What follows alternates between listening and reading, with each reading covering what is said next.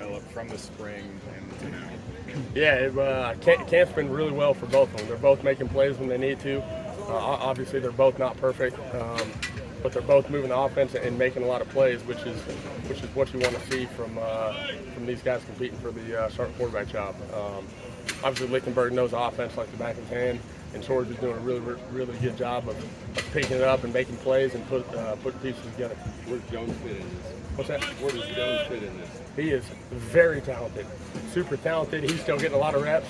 He's out there competing every day too, and he's playing really well for a true freshman.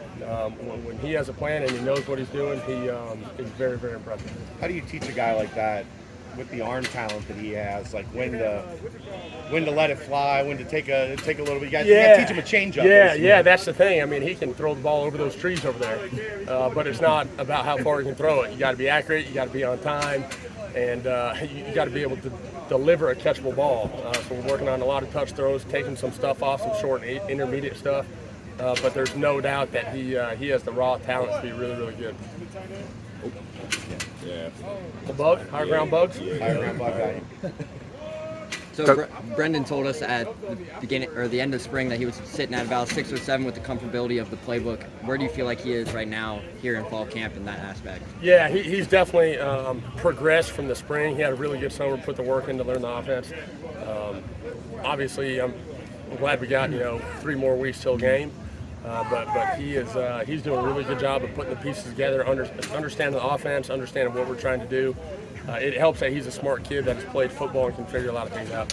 A lot of new faces in that wide receiver room. How have you seen that group grow with your quarterbacks? Yeah, there's a lot of depth. Obviously, we got some new guys that came in the summer, but they put a lot of great work in the summer. We have a lot of receivers that have played a lot of college football, which makes the transition easier with the quarterbacks, and they're on the same page with a lot of things because they all have that experience. Brendan likes Josh Allen. Is he close? I mean, that'd be something to have. Yeah, they play, in my mind, very similar. Obviously, Josh Allen's an all-pro and elite quarterback in the world, but they both have a lot of similarities, just with how they play, how they lead, the type of player they are.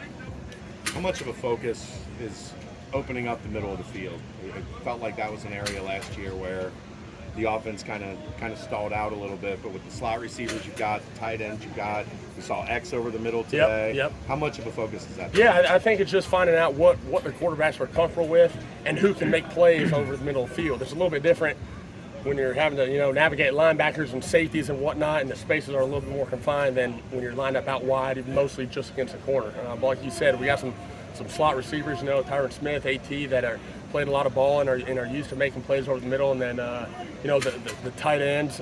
We got some playmakers at that position, especially with Joe Royer. Man, he's a big, strong target that knows how to run a lot of routes, and the more comfortable our quarterbacks get at trusting those guys over the middle of the field, obviously the better offense we're going to be. Throwing the ball over the middle opens up out wide and vice versa, so everything goes together.